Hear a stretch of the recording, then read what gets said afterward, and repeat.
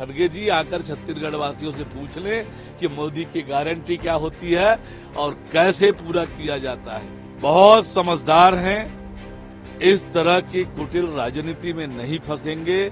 कितने लोग जेल और जाने वाले हैं, ईडी की कितनी कार्यवाहियां हो रही है। टीएस सिंहदेव जी एक बार उस पर नजर डालें, उसके बाद प्रतिक्रिया। बौखला गई है, शब्दों की मर्यादा, राजनीतिक मर्यादा, नैतिकता सब कुछ भूल गए हैं। जनता के बीच मुकाबला नहीं कर पा रहे हैं, जनता इनसे दूर जा चुकी है। तो ये भाषा बिल्कुल भी वाजिब नहीं है, ठीक नहीं है। मल्लिकार्जुन खड़गे कह रहे हैं कि मोदी की गारंटी असफल है, घर घर तक नहीं पहुंच पा रही है, हम घर घर गारंटी लाएंगे। खड़गे जी आकर छत्तीसगढ़ वासियों से पूछ लें कि मोदी की गारंटी क्या होती है और कैसे मिलती है। पहली गारंटी पूरी की हमने सरकार बनने के दूसरे दिन 18 लाख प्रधानमंत्री आवास की स्वीकृति दी। 13 दिसंबर को शपथ लिया, 14 दिसंबर को 18 लाख प्रधानमंत्री आवास की स्वीकृति दी। 12 दिन में दूसरी मोदी की गारंटी पूरी की। 25 दिसंबर को 12 लाख किसानों के खाते में 3,716 करोड़ रुपए डालने का काम किया। 13,320 करोड़ रुपए की राशि 24,72,000 किसानों के खाते में डाल दिया। महतारी वंदन योजना मोदी की गारंटी 70 लाख माताओं बहनों के खाते में किया। कल उसकी दूसरी किस्त भी बहनों को मिल गई। खड़गे जी आकर छत्तीसगढ़ वासियों से पूछ लें कि मोदी की गारंटी क्या होती है और कैसे पूरा किया जाता है। 100 दिनों में इतनी बड़ी बड़ी मोदी की गारंटी हमने पूरी की है, कोई कल्पना भी नहीं कर सकता है। सर राजनांदगांव में सर 211 नामांकन दाखिल हुए। सर 211 जो फॉर्म भरे गए राजनांदगांव में, उस पर जो है पूर्व मुख्यमंत्री भूपेश बघेल ने 375 का जो एक बात कही थी, तो क्या इसके लिए फॉर्म भरवाए जा रहे हैं? देखिए, ये राजनांदगांव में अराजकता फैलाने का प्रयास हो रहा है, पर राजनांदगांव की जनता, राजनांदगांव जो हमारी संस्कार धानी है, राजनांदगांव के लोग बहुत समझदार हैं, इस तरह की कुटिल राजनीति में नहीं फंसेंगे।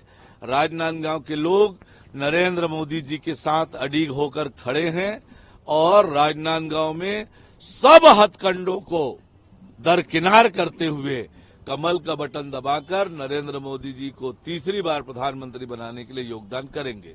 टीएस बाबा ने ट्वीट किया है कि भाजपा का अर्थ भ्रष्टाचारी जुटाओ पार्टी कहा है उन्होंने। पिछले 5 सालों में राज्य की कांग्रेस सरकार ने क्या क्या कारनामे किए, कितने लोग जेल में हैं, कितने लोग बेल में हैं, कितने लोग जेल और जाने वाले हैं, ईडी की कितनी कार्यवाहियां हो रही है। टीएस सिंहदेव जी एक बार उस पर नजर डालें, उसके बाद प्रतिक्रिया दें। हर चुनाव के पहले इसी तरीके की बयानबाजी होती है प्रधानमंत्री के खिलाफ, तो क्या अब लगता है कि 11 की 11 सीट अब कंफर्म है बीजेपी अब जीतने में, जिस तरीके से? देखिए, ये तो तय है कि छत्तीसगढ़ में 11 की 11 लोकसभा सीटें जीतेंगे, पर 2 बातें इससे स्पष्ट होती है। पहली बात तो कांग्रेस संभावित हार को देखकर बौखला गई है, शब्दों की मर्यादा, राजनीतिक मर्यादा, नैतिकता सब कुछ भूल गए हैं।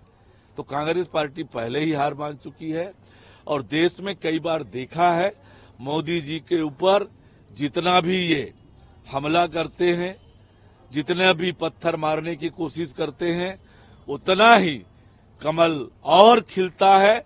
तो ये तो इस बार छत्तीसगढ़ की 11 की 11 सीटें ऐतिहासिक और रिकॉर्ड वोटों से भारतीय जनता पार्टी जीतने वाली है, कांग्रेस के इन बयानों और हरकतों के कारण। आम आदमी पार्टी के नेता संजय सिंह को बेल मिल गई है और अब आम आदमी पार्टी का कहना है कि संजय सिंह शेर है और भाजपा के खिलाफ दहाड़ेंगे।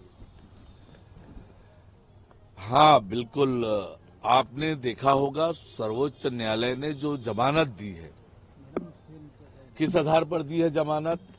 माननीय सर्वोच्च न्यायालय ने क्या कहा है?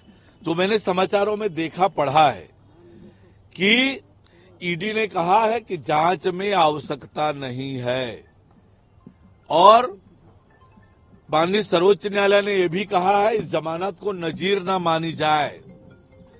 उत्सव और उल्लास तो ऐसा मना रहे हैं कि जैसे न्यायालय ने उनको बाइज्जत बरी कर दिया हो,